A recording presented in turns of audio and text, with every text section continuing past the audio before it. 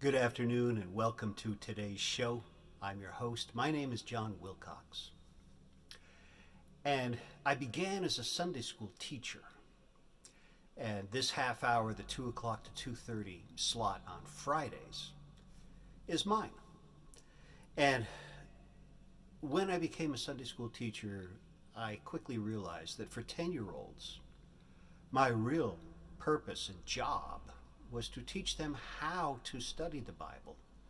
Because you find God every single day of the week, 24 hours a day, revealed in black and white, in paper and ink, on every single page of the Bible, all the time. You do not find God in the back of your closet behind your galoshes. You do not find God on a mountaintop with the wind in your hair. You find him every day on the pages of the Bible. So let's begin. And I thought that what I would do partially every show that I do for the next, I think it's until November, is at least a little snippet from Romans. And in order to study Romans, we have to go back and do a little preparation first, because to just leap right into Romans is a bad mistake. Romans is probably the most sophisticated explanation of what Christianity is, written by the Apostle Paul while he was in prison.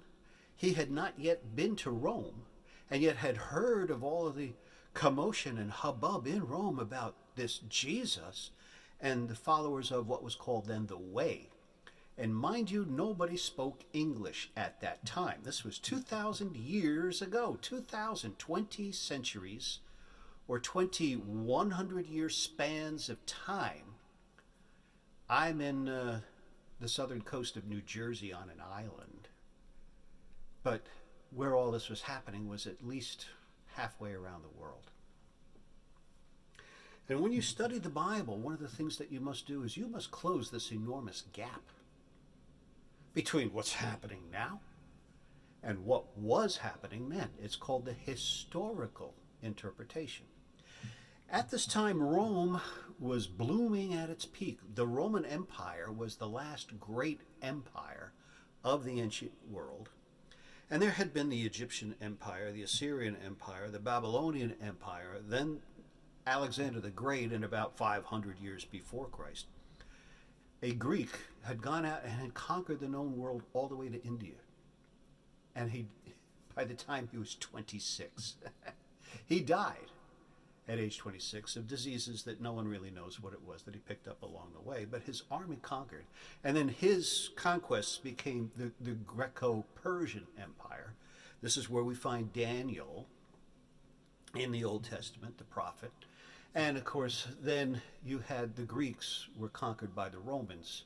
And the Romans took over the world. And the Romans were brutal. They believed very sincerely in their hearts that they were bringing civilization to a paganized and primitive world. And they brought roads and coliseums and theater and the arts and baths to every province where they had conquered. They established Romanesque culture. Now it's very important to understand that Rome itself was the center of the world. Caesar reigned supreme. He was not a king, he was an emperor. He was considered to be a god, and the words that he spoke with his lips became instantaneously the law. Now we'll get back into all of that in a subsequent time. But right now I want you to meet the man Paul. We're not even going to we're going to start Romans a little bit. But I want to go back to the book of Acts, where we find a very good resume of Paul the Apostle, formerly Saul of Tarsus. And just to give you a hint about what this man was like, figure a Supreme Court justice in our day, groomed by the best education, the best teachers, the best of everything, in order to take his place at the head of the table. Here speaks the Apostle Paul from Acts chapter 22. He says, "Brethren and fathers, hear my defense before you now." He's in a courtroom giving his testimony. And when they heard that he spoke to them in the Hebrew language, they kept all the more silent. Then he said, I am indeed a Jew, born in Tarsus of Cilicia, and brought up in this city at the feet of Gamaliel, and taught according to the strictness of our father's law, and was zealous toward God, as you are all today. Now, just a little backdrop. Gamaliel had a name for himself. He was one of the best teachers of the Mosaic law. This is why Paul sounds so judiciary. Now, here we go.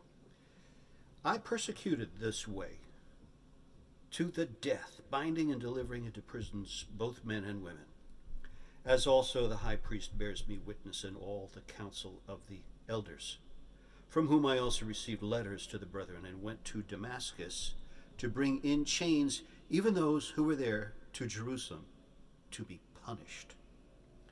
Now it happened as I journeyed and came near Damascus at about noon, suddenly a great light from heaven shone around me, and I fell to the ground and heard a voice saying to me, Saul, Saul, why are you persecuting me? So I answered, Who are you, Lord? And he said to me, I am Jesus of Nazareth. Ay, ay, ay. Let's resume. I've got the landscapers have shown up next door. Maybe I can persevere a little bit. Can you hear him in the background? Here they come. All right, we'll resume in a minute.